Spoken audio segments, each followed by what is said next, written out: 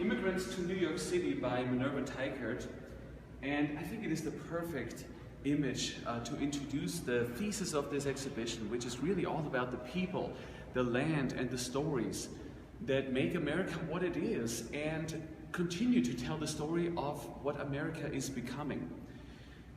And Minerva Teichert is perhaps best known for her images of pioneers moving westward, for her illustrations of the Book of Mormon, and perhaps less so for scenes like this, where she depicts German Jewish immigrants to New York City. And one must ask the question, why the sudden change in subject matter? There are really two answers to this question. The first is that it was a very timely issue. Between 1933 and 1939, roughly 90,000 German Jewish immigrants came to the United States, fleeing the persecution in Germany at the time. The largest number came in 1938, the year that this work was painted. But that is only one reason. The second is that Minerva Teichert's own son, Hermann, was actually serving a mission in Germany during this time. And he wrote to his mother about this very persecution that he witnessed firsthand. And as an American with German ancestry, I believe that Minerva Teichert was personally touched by the plight of these German Jews. And so she paints this image and wants the viewer, I believe, to connect personally with these people. For one thing, she places you right on the ship with these immigrants, leaves a space for you to become part of them and to observe their various personal responses to this momentous occasion of seeing the New York skyline for the first time. And you can see the awe with which they look upward, others downwards, clearly still traumatized by their sudden departure from the homeland, both old and young. And we see reactions ranging from hopefulness to sadness to perhaps despair of perhaps having lost a husband, but also simply the fatigue of an old man who has been on board of this ship for 4.5 days, the journey that it would take from Europe to the new land, to this promised land. And that is really something Minerva brings out in the way she presents the skyline. Look at the light, the dawning of a new day that brings hope, the upward verticality of course, the structures that are imposing and are certainly unusual to these people that are not used to any skyscrapers, for none of them existed in Germany at this time.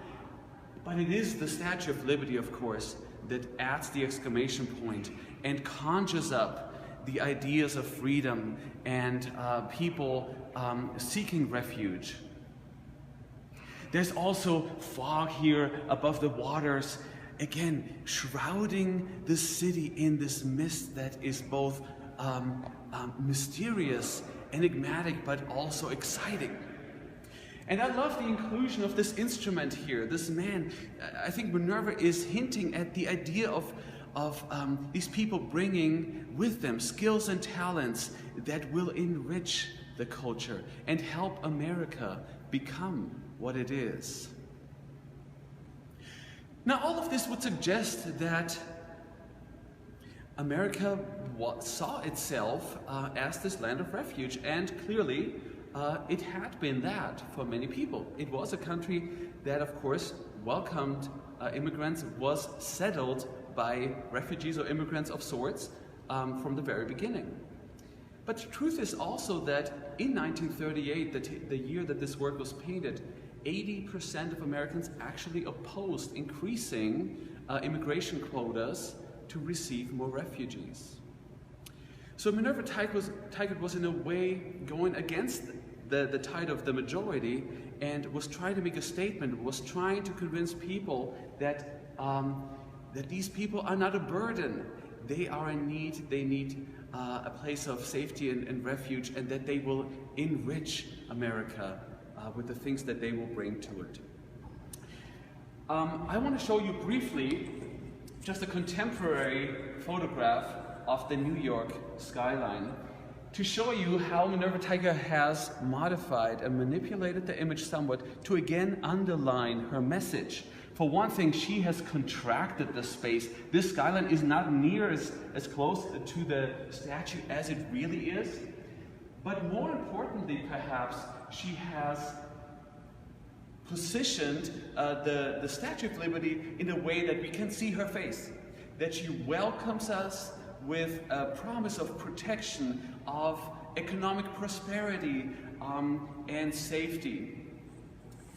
And she's also emphasized some of the buildings, the skyscraper there all the way to the right in the painting is enlarged. It is providing balance perhaps to the Statue of Liberty, so there are compositional reasons, but also ideological reasons to emphasize the grandeur of this promised land. For couples going on a date, we have a scavenger hunt available at the front desk, and you can win a prize as you engage with the art here again in a very fun and educational kind of way. Again, thanks for joining us this morning, and I hope to see you here at the Museum of Art in person very soon.